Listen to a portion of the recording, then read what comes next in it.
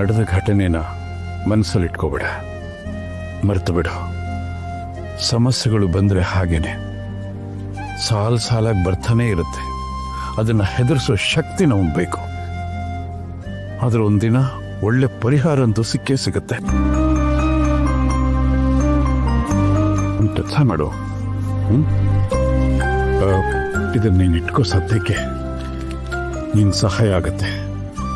ಮನೆಗೆ ಹೋಗ್ತಾ ಏನಾದ್ರು ತಗೊಂಡೋಗೋ. ನಿಮ್ ದುಡ್ಡು ನನಗೆ ಬೇಡ. ನಿಮ್ಮ ಹತ್ರ ಯಾವ ಕಾರಣಕ್ಕೆ ನಾನು ದುಡ್ಡು ಇಸ್ಕೊಂಡ್ರು ಅದು ನಮ್ಮ ಅಣ್ಣನ ಜೀವಕ್ಕೆ ಬೆಲೆ ಕಟ್ಟದಾಗ ಆಗತ್ತೆ. ಹೊತ್ತಿಗೆ ಊಟಕ್ಕೆ ನನಗೆ ಶಕ್ತಿ ಇದೆ. ಹುಟ್ಟಿಸ್ತವನು ಹುಲ್ ಮೇಯಿಸ್ತಾ ಇರ್ತಾನ.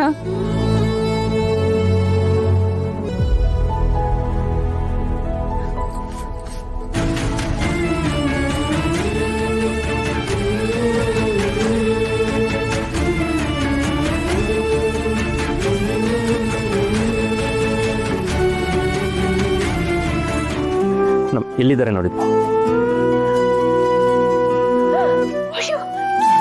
ಕೃಷ್ಣ, ಏನು ಇದು ಇಷ್ಟು ಪೆಟ್ಟಿದೆ? ಏನಾಗಿಲ್ಲ ಯಶೋ. ಯಶೋ, ಏನ್ರಿ ಇದು? ಏನ್ ಅನ್ಕೊಂಡಿದ್ದೀರಾ ನೀವು? ಸಾಮಾನ್ಯರಿಗೆ ಜೈಲಲ್ಲಿ ರಕ್ಷಣೆ ಇಲ್ವಾ? ಎಲ್ಲಿ ನಿಮ್ ಸಾರು? ಎಲ್ರಿ? ಮೇಡಮ್ ಮೇಡಮ್,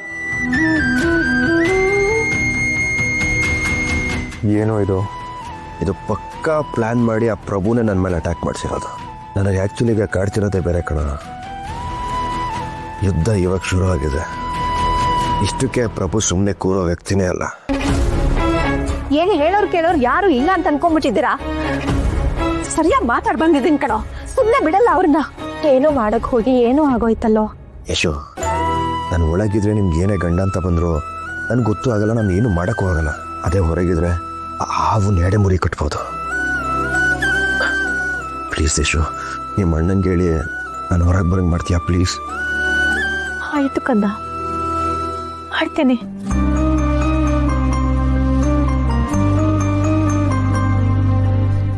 ಅತ್ತೆ, ನೀನು ಹೋಗಿರೋ, ನಾ ಒಂದು ನಿಮಿಷ ಬಂದೆ.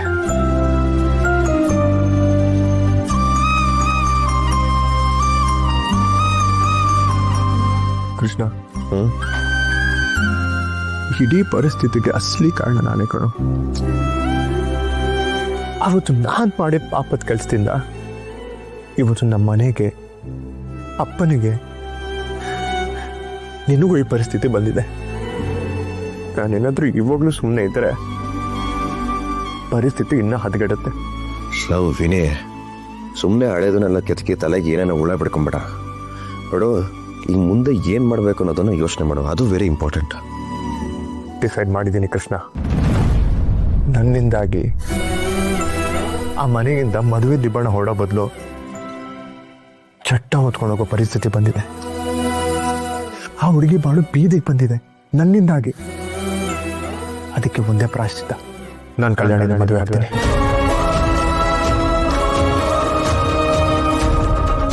ಅವಳಿಗಾಗಿರೋ ಅನ್ಯಾಯಕ್ಕೆ ಇದು ಒಂದೇ ಪ್ರಾಯಶ್ಚಿತ್ತ ನನಗೆ ಕಾಣಿಸ್ತಿರೋದು. ಹೌದಾ? ಲೇ ಅಪ್ಪ, ನನ್ನ ಮನಸ್ಸಲ್ಲೂ ಇದೇ ಇತ್ತು ಕಣೋ. ಇದನ್ನು ಹೇಗೆ ಹೇಳಬೇಕು ಅಂತ ಯೋಚನೆ ಮಾಡ್ತಾ ಇದ್ದೆ. ನಿನಗೇನೋ ಇಷ್ಟೊಂದು ಧೈರ್ಯ ಬಂದ್ಬಿಟ್ಟಿದೆ. Good decision. ಇದಕ್ಕೆ ಕಂಪ್ಲೀಟ್ ಸಪೋರ್ಟ್ ಇದೆ. ಆದರೆ ಅಪ್ಪನ ಇಷ್ಟನ್ನು ಹೇಗೋ ಒಪ್ಸೋದು? ಬಿಡ, ಉದ್ದೇಶ ಒಳ್ಳೇದಿದ್ರೆ ಇಡೀ ಪ್ರಪಂಚನ ಎದುರಾಕೊಂಡು ಗೆಲ್ಬೋದು. ಒಪ್ಸೋಣ. ಹೇಗಾದರೂ ಮಾಡಿ ನನ್ನ ಹೊರ ಕರ್ಕೊಂಡು ಬನ್ನಿ. ಆಮೇಲೆ ಇದನ್ನೆಲ್ಲ ಒಂದು ಅದಕ್ಕೆ ತರೋಣ. ವಿನಿ, ಅದಕ್ಕೂ ಮುಂಚೆ ನೀನೊಂದು ಕೆಲಸ ಮಾಡಬೇಕು. ನಿನಗೆ ನೆನಪಿದ್ಯಾ, ನಾವು ಚಿಕ್ಕವರಿದ್ದಾಗ ನಮಗೆಲ್ಲ ಊಟ ಮಾಡಿಸೋದಕ್ಕೆ ಅಣ್ಣ ಒಂದು ಹಾಡು ಹೇಳ್ತಿದ್ದ. ಆ ಹಾಡು ಕೇಳದೆ ಇದ್ರೆ ನಮ್ಮ ಗಂಟ್ಲಲ್ಲಿ ಒಂದು ತುತ್ತು ಇಳಿತಿರ್ಲಿಲ್ಲ. ಅಣ್ಣ ಹಾಡಬೇಕು, ಅನ್ನ ಇಳಿಬೇಕು. ಹುಟ್ಟುತ್ತ ಮಕ್ಕಳಾಗಿ, ಬೆಳೆಯುತ್ತ ಗೆಳತಿಯರಾಗಿ, ಹೆಜ್ಜೆಗೆ ಹೆಜ್ಜೆಯ ನೆಟ್ಟು, ಹೆಗಲಿಗೆ ಹೆಗಲ ಕೊಟ್ಟು ಅಣ್ಣನ ಜೊತೆ ನಿಂತವರೇ ನನ್ನ ಪುಟ್ಟ ತಂಗಿಯರು. ನನ್ನ ಪುಟ್ಟ ತಂಗಿಯರು, ನನ್ನ ಪ್ರೀತಿ ತಂಗಿಯರು, ನನ್ನ ಪ್ರೀತಿ ತಂಗಿಯರು. ಅಣ್ಣ ನಮ್ಮನ್ನ ಬಿಟ್ಟು ಎಲ್ಲೂ ಹೋಗಿಲ್ಲ. ದೇವ್ರ ಥರ ನಮ್ಮ ಹಿಂದೆನೇ ನಿಂತಿದ್ದಾನೆ. ಅವನು ಆ ಹಾಡಲ್ಲೂ ಇದ್ದಾನೆ, ನಾವು ತಿನ್ನೋ ಪ್ರತಿ ಹಗ್ಲಲ್ಲಿದ್ದಾನೆ. ನಾವು ಧೈರ್ಯ ಕೆಟ್ರೆ ಅಣ್ಣ ನೆಮ್ಮದಿಯಾಗಿರಲ್ಲ. ಖುಷಿಯ ಸಂಸಾರವೇ ನಮ್ಮ ಮನೆ ದೇವರು, ನಕ್ಕು ನಲಿದು ಮಿನುಗೋ ಬಾನಿ ನಂಗೆ, ಈ ಮನೆಯ ಭುಜ ಬಲವೇ